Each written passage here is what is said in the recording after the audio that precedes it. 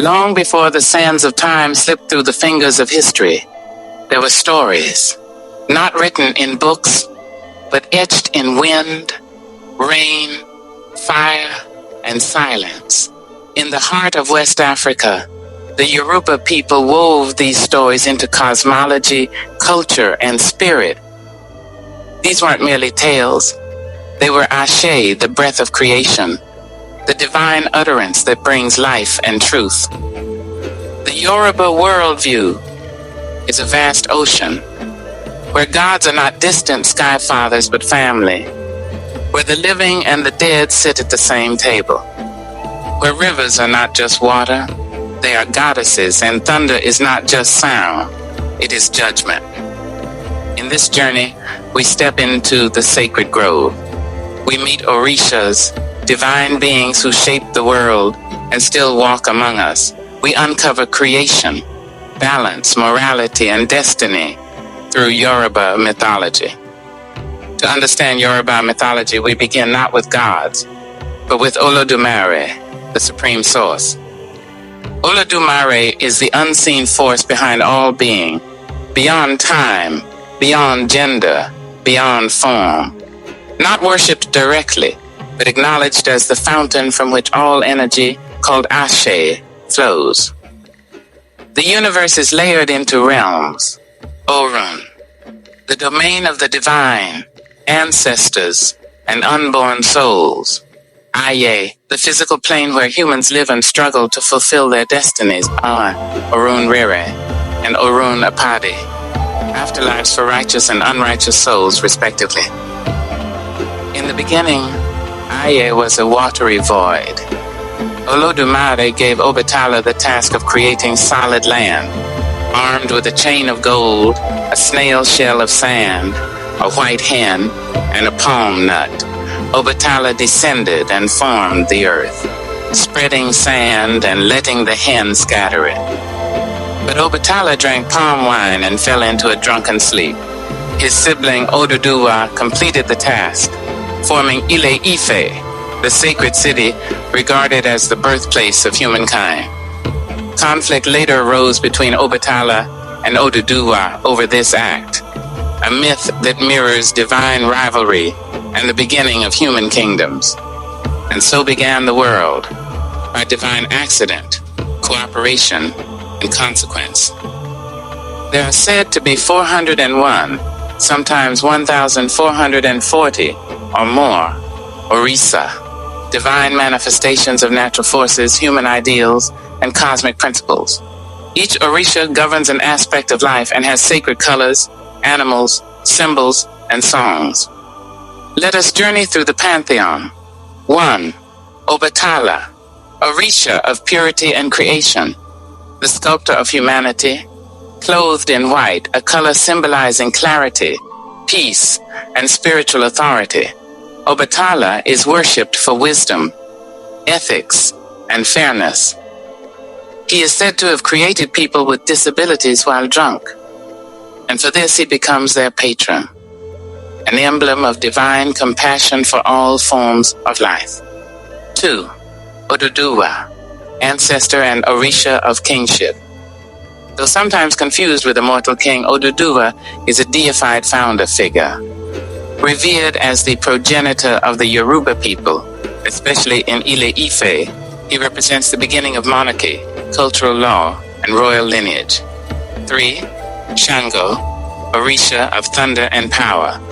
He was once Alafin of Oyo, charismatic, fierce, and formidable. Upon death, he became the god of thunder. His sacred item is the double-headed axe. Lightning is said to strike where liars and unjust rulers dwell. Shango's hand delivering divine correction. 4. Oya, goddess of the wind and transformation. At tempest with grace, Oya is the bringer of change. She guards the gates of the cemetery and stirs the spirits. Her winds cleanse the earth, but can also destroy. She also introduced the Egungun tradition, ancestor reverence through masked dances. 5. Ogun, god of iron, war, and technology. Ogun forged the path for civilization. He cuts roads, builds tools, and arms warriors. He is the Orisha of invention and industry. Legend says he once grew disillusioned with humanity and vanished into the forest. Yet when appeased, he returns with gifts of innovation and progress to earth. 6. Eshu, trickster, linguist, divine messenger.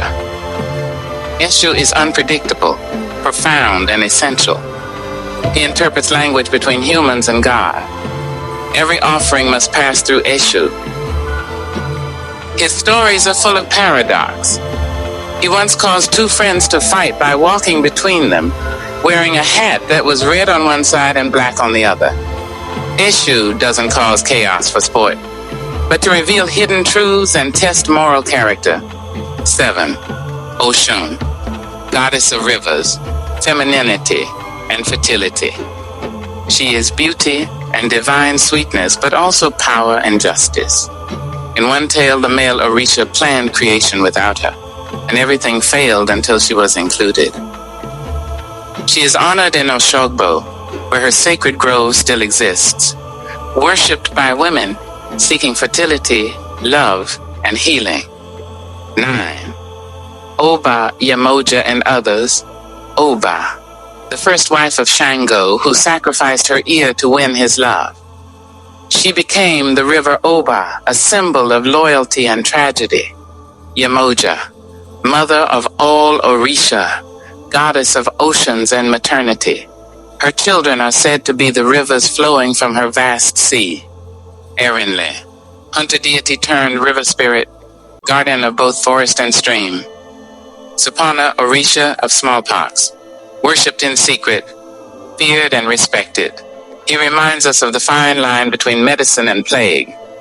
To live fully in Yoruba, belief is to honor one's Ori, the divine inner head, your personal fate and spiritual guide.